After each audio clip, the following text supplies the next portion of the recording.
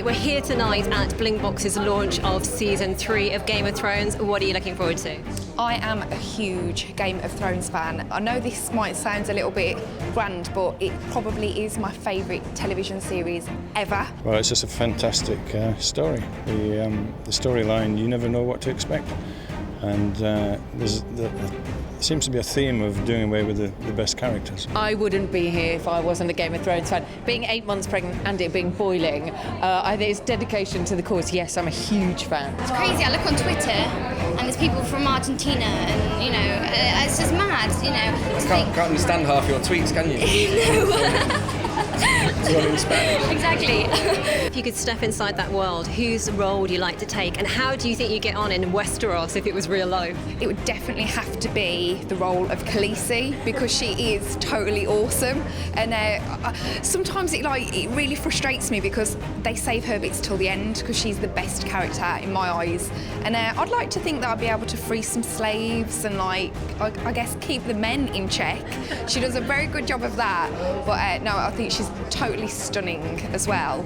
And she just seems really nice. You know, when you think, oh, I hope she'd be really nice in real life because her character is just fabulous. So definitely Khaleesi. My favourite character, though, apart from Jon Snow, would be Tyrion.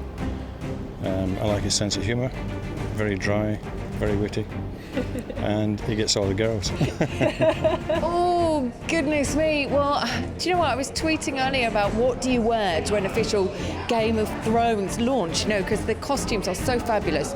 And I was thinking, well, you know, you don't really want to do the kind of the Stark chic, which is, you know, the big black fur and leather kind of thing, you know, it's a bit hot for that. So I was thinking, you know, it would definitely be Targaryen, sort of a tied chic with lots of gold kind of chic, you know, sort of Elizabeth Taylor in Cleopatra springs to mind, but she's not in it, obviously. But that sort of thing, you know, they liked a lot of bling, didn't they? So, you know. I'm living it. We've had the Red Wedding in Season 3, haven't we? What did you make of that? What was your reaction to all those deaths?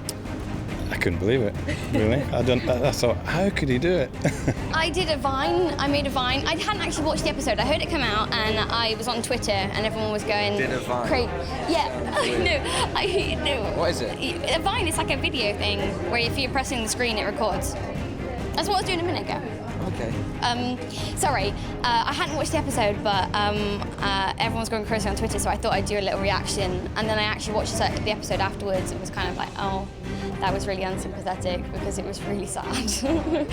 The Red Wedding, that was absolutely awesome. I couldn't believe it that Robb Stark went, to be honest. I mean, he was like such a strong character, and I thought he would be in it throughout, and you're just like, please stop dying, all these characters that you're so involved with.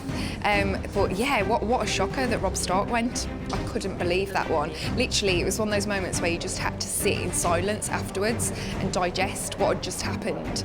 But that's what's great about it. It keeps you guessing, and it's not all about happy endings.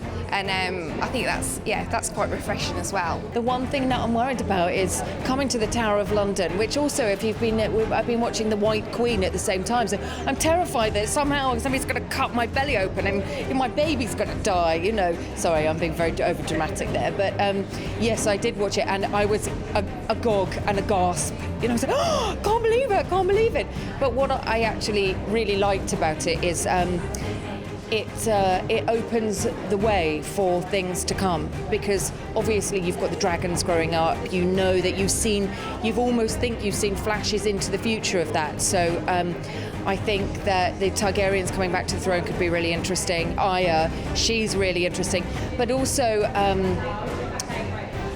Jon Snow's really interesting, and then you've got his contender, who's also the bastard son of the other king.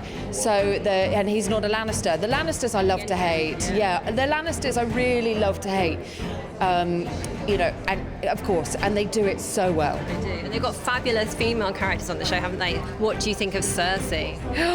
Oh, Cersei the Snake. I mean, you know, as a fantasy character, you know, it's like pantomime. You sort of boo and hiss, don't you? Like, Snow, you bitch, like this. But they're played so well that you really get psyched up along with the drama, and so you just can't knock it. If you were in that world of Westeros and you had to have one of those striking deaths they have on the show, how would you like to go out? well, being at the Tower of London, it's got to be a beheading. The dragons are absolutely awesome. I wouldn't want to upset Khaleesi because she's my favourite, but I love it when the dragons come out and they're so well done. The effects are awesome. So I think I'd like to be burnt by a dragon. Every time I see him, I'm like, yeah, but I don't die, do I? And he just laughs. There's this little giggle, and I'm like, no, you can't do that. So you never know, but you know, if we did, that's all right. We've had a great time. But I'd imagine as well that I think the main thing is the method of death. You know, I wouldn't. It'd be really, you know, if you just sort of if you had an accident and died in Game of Thrones, that'd be really suck. Yeah, you know, like something off one of those personal injury claim adverts. You know, slipped on some wine on the floor. You're rubbish. Now, what is about the style of the show that you like? Because they've got, as you say, great costumes. That's one of the things they've been nominated for an Emmy today. I didn't know that. That's amazing they've been nominated for an Emmy. I think the variation is incredible. You know, it really is. The variation through costume, set, the art direction, the way it changes. Obviously, you know, when you see the map at the beginning, I mean, the introduction is so long. It really is so long. But I like watching it every time because you pick up a different detail of, you know, and it's obviously fantasy, but you sort of see the continents before, magically before they shifted kind of thing. So you think, well, the Targaryens would be in Greece, so you've got a kind of Grecian vibe. And I just love the attention to detail that goes through all of those different things to really define these different clans and to define how big this land is. Yeah, it's fantastic.